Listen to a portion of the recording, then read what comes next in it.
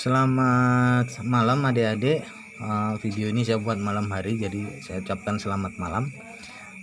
Semoga dalam keadaan sehat. Kita bertemu lagi dalam mata kuliah bakteriologi 2. Saya akan menyampaikan tentang teori bakteriologi 2. Adik-adik bisa lihat RPS-nya ya. Di RPS, mudah-mudahan adik-adik sudah punya RPS-nya, bahwa saya melanjutkan pertemuan ini setelah UTS ya. Jadi adik-adik bisa lihat apa-apa yang akan kita bahas ini melalui RPS ya. Di antaranya setelah UTS kita akan membahas tentang bakteri Salmonella, bakteri Shigella, kemudian juga bakteri Vibrio serta infeksi nosokomial. Oke, saya akan kembali ke slide.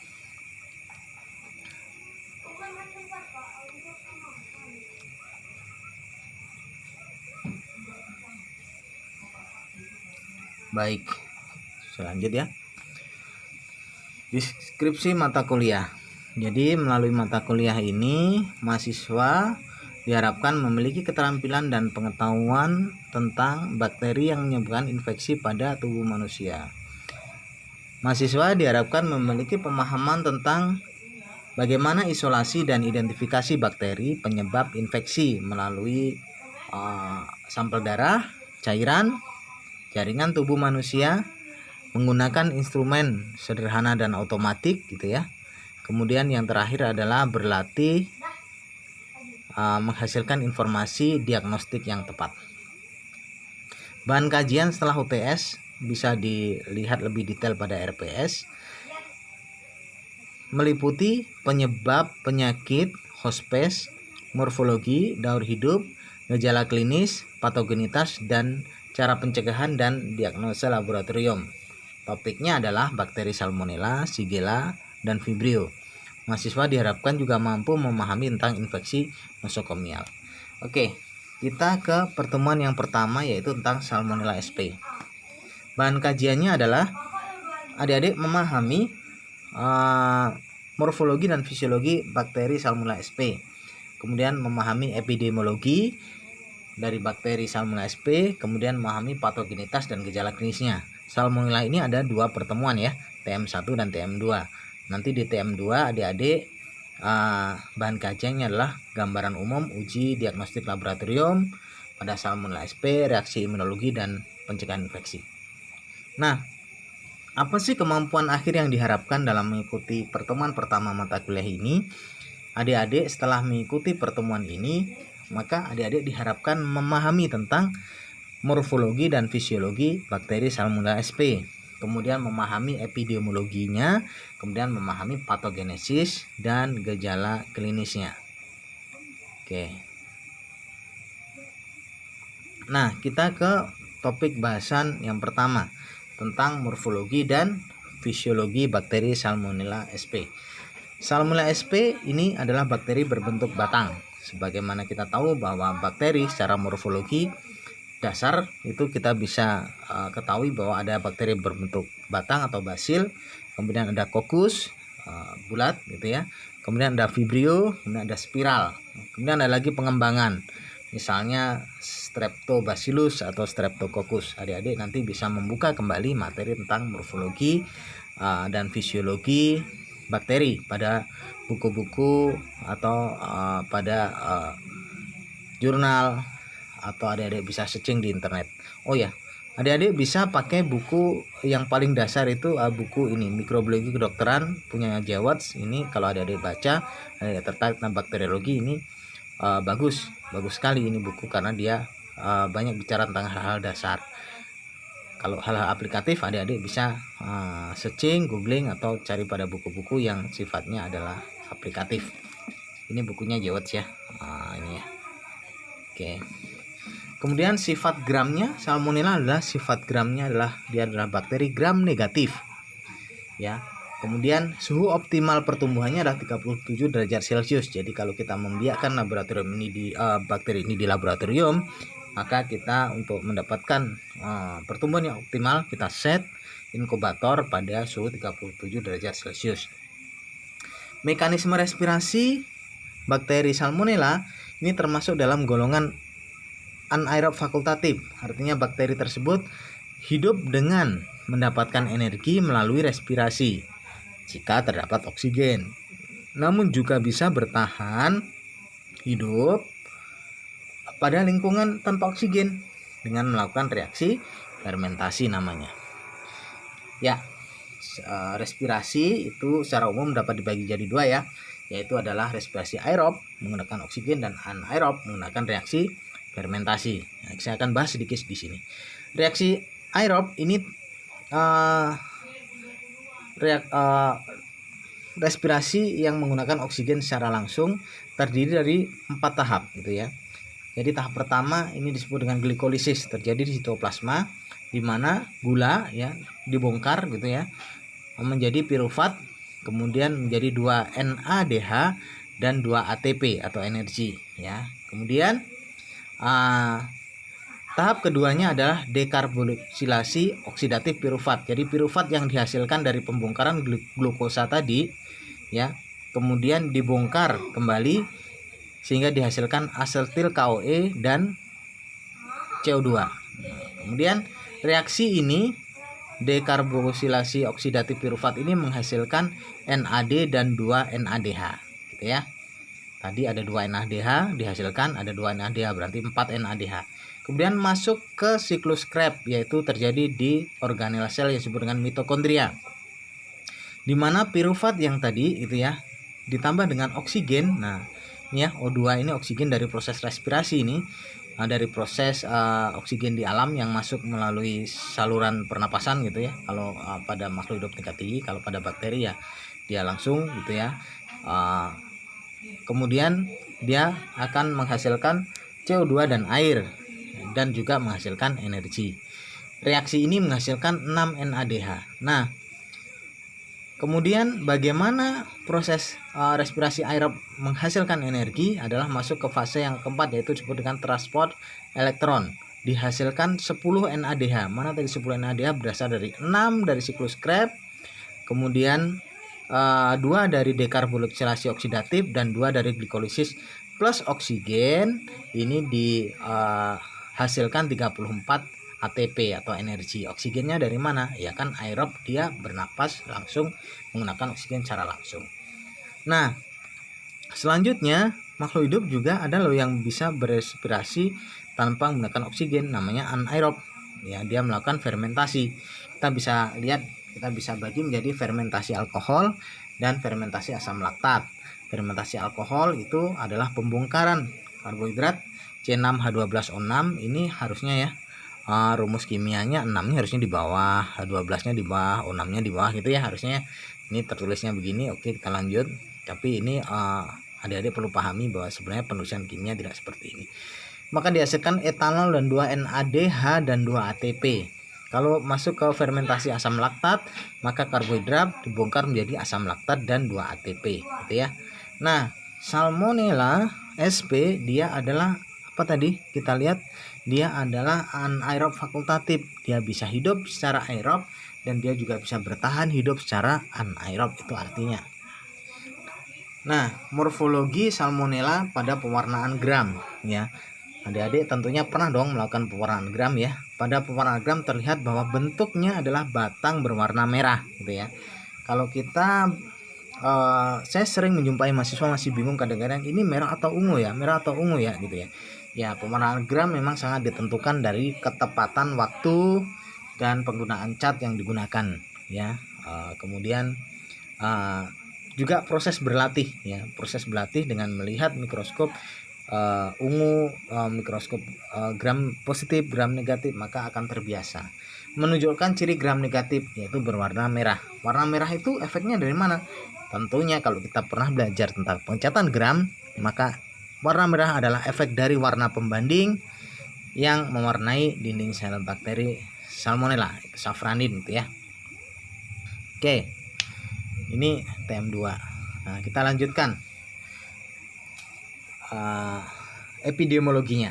Nah, Salmonella adalah bakteri yang termasuk dalam kelompok bakteri Enterobacteriaceae ya, satu kelompok dengan Shigella, Escherichia dan juga Vibrio ya. Jadi keempat bakteri ini adalah bakteri Enterobacteriaceae ya. Nah, Salmonella ini dia memiliki spesies-spesies di bawah ini, yaitu adalah Salmonella cholera, Salmonella enteriditis, Salmonella typhi murium, Salmonella paratyphi A, B, dan C, kemudian adalah Salmonella typhi. Nah, apa sih penyakit yang disebabkan oleh bakteri ini? Tentunya ada yang tahu, yaitu adalah penyakit demam tipoid atau tipes ya. Tipoid fever ya. Oke. Ada juga penyakit yang mirip gejalanya dengan tipoid, tapi dia disebabkan oleh bakteri dari jenis spesies Salmonella yang lain, yaitu adalah Salmonella paratyphi, yaitu disebut dengan demam paratipoid. Nah, kedua penyakit ini termasuk dalam enteric fever atau demam yang disebabkan oleh adanya infeksi pada saluran pencernaan. Oke. Nah, riwayat epidemiologi dari Salmonella. Ya, kalau kita belajar epidemiologi, kita juga belajar sejarah bagaimana penyakit ini pernah menimbulkan dampak kepada manusia. Ada tokoh Alexander the Great, dia meninggal secara misterius pada tahun 323 sebelum Masehi, diduga karena infeksi Salmonella. Hal ini terungkap dalam catatan gejala penyakit yang dicatat oleh penulis Yunani Arrian of Nicomedia. Dia mencatat gejala-gejalanya, kemudian pada era modern dicocokkan gejala itu. Ternyata gejala itu memiliki kemiripan dengan gejala penyakit infeksi Salmonella. Prince Albert, the consort of Queen Victoria, meninggal karena Salmonella infection di tahun 1861. Nah, tahun 1607 dan 1624 terjadi outbreak ya. Outbreak itu wabah ya. Terjadi typhoid outbreak di Jamestown, Virginia. 6.000 orang meninggal karena infeksi Salmonella. Kemudian terjadi juga outbreak tahun 1898, yaitu pada saat perang Spanyol dengan Amerika. 20.730 orang terlibat kontak, 82 mengalami gejala sakit typhoid, dan 1.590 langsung meninggal. Total meninggal adalah 87% karena bakteri ini. Oke, ini adalah kisah yang terkenal, yaitu tentang typhoid Mary Mellon. Itu adalah salah satu kisah yang terkenal sebagai carrier dari demam tipoid. Mary Mellon berprofesi sebagai food handling atau orang yang bekerja di rumah ke rumah ya, sebagai menghandle penyiapan makanan pada rumah tangga di Amerika. Aktivitasnya meninggalkan jejak penyebaran infeksi demam tipoid. Mary bekerja pada 7 keluarga dengan 22 kasus infeksi tipoid dan 1 orang meninggal. Selanjutnya Mary diisolasi pada tahun 1907. Dia diisolasi di sebuah pulau. Dia tinggal di sana dan dilepas kembali tahun 1910 dengan syarat tidak diperkenankan dalam pekerjaan food handling. Namun dia kembali lagi bekerja sebagai chef atau koki dan kembali menyebabkan outbreak tipoid atau wabah tipoid. Mary kembali lagi diisolasi di North Brother Island hingga meninggal tahun 1938. Tapi di sini tidak dijelaskan dia meninggal karena apa? Karena tipoid atau karena yang lain. Ya, karena dia adalah seorang karier, jadi dia membawa bakteri tipoid dan menyebarkan kepada orang lain dan menyebabkan wabah. Oke. Infeksi Salmonella sp masih sangat mengancam kehidupan masyarakat saat ini. Penyakit ini dikategorikan sebagai foodborne disease. Kita lihat bahwa di sini ya, di mana ya, negara kita di Indonesia ini ya, negara kita di Indonesia, dia berwarna biru di sini dengan kasus tipoid itu per 100.000 penduduk itu ada 500 orang yang diperkirakan terinfeksi Salmonella gitu ya. Kemudian ini ya, area yang biru ini ya, ini adalah kalau kita lihat ke atas ya dan ke bawah, semakin dia menjauh dari daerah ekuator maka dia semakin kecil ya, semakin menjauh dari garis ekuator dia semakin kecil kasusnya. Oke. Lanjut ke patogenitas dan gejala. Baik, bakteri Salmonella sp dia masuk ke dalam tubuh melalui saluran cerna dari makanan dan minuman yang terkontaminasi. Oleh karena itu tadi disebut dengan foodborne disease gitu ya. Dia tinggalnya di mana? Tinggal di sel epitel usus dengan menembus cairan mukosa. Usus memiliki cairan, dilapisi cairan disebut dengan cairan mukosa.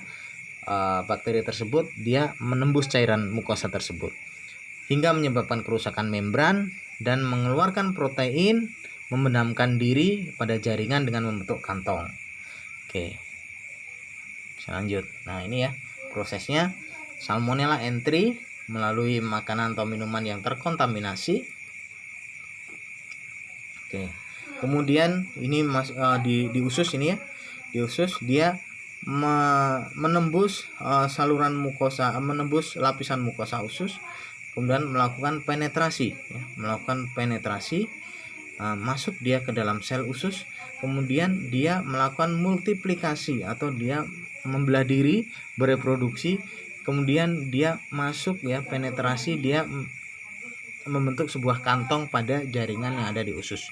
Oke, oleh karena itu orang yang sudah pernah terinfeksi oleh salmonella bukan berarti dia sembuh dari gejalanya. Dia bisa mengalami gejala yang sama karena bakterinya masih ada tersimpan pada jaringan usus, sehingga ketika antibodi sedang melemah, daya tahan tubuh melemah, maka bakteri bisa jadi bermultiplikasi, kemudian dia menyebabkan penyakit.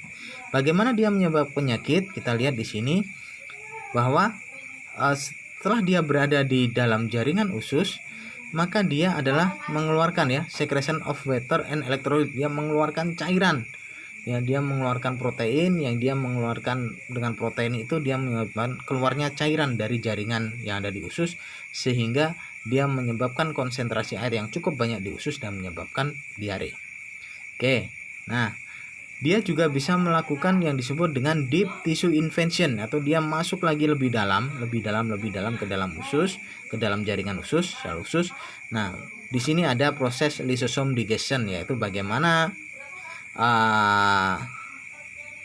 ya sel darah putih gitu ya berperan memfagosit zat asing, dalam hal ini sel salmonella ini, kemudian dia difagosit atau dimakan sebagai pertahanan tubuh dalam tubuh kita. Itu ya, itu proses secara alamiah, proses dalam tubuh kita secara fisiologis bagaimana menanggulangi adanya infeksi. Oleh karena itu kalau terjadi infeksi, pasti neutrofil atau sel darah putih kita akan meningkat.